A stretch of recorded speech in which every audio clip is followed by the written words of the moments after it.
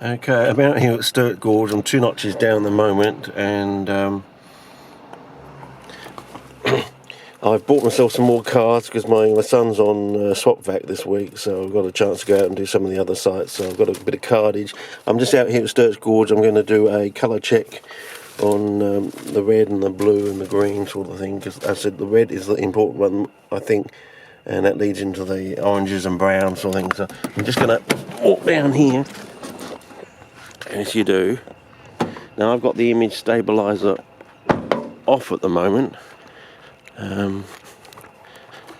Apparently there is some problem. I looked very closely at the camera the other day, and what I thought was DIS is actually OIS, which stands for optical image stabilizer. I thought it was basically a button on the side that turn the setting that you set digitally inside the camera on.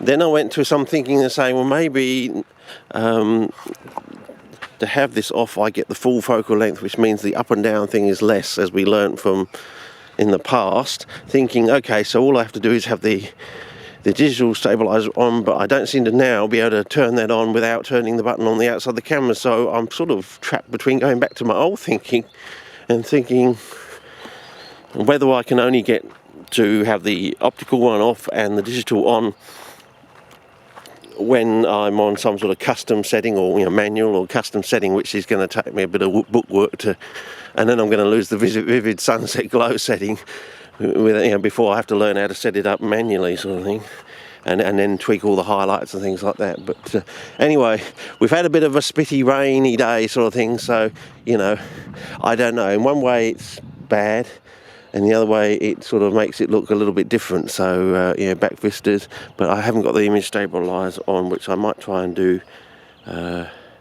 now, I think, just to see.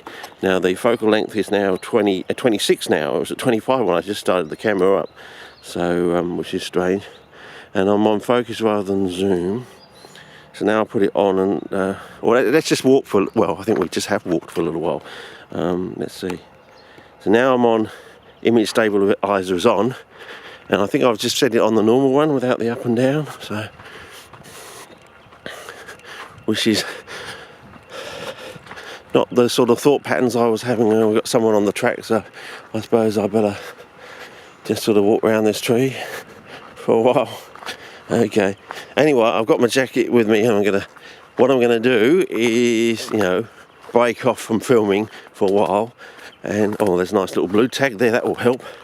And I'm just going to, there's some wits right next to it. What I'm going to do is I'm going to break off from filming, set the camera back to naught, 2 notches up, in other words 0 notches, either up or down sort of thing. And then I'm going to look at the monitor and set the colour grid on the red section with my jacket sort of thing. And then I'm going to go set it down 2 notches before I start filming. And hopefully that will allow me to get true to life colour in both the blues, greens and reds sort of thing.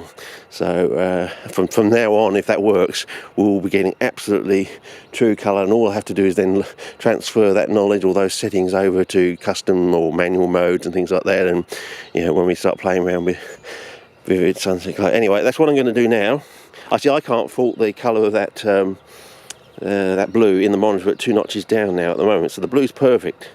And so in the monitor, so if I can get the red in the monitor to be absolutely perfect, which I think is already almost there. So anyway, I'll give it a go and see what. A little bit. It's very hard.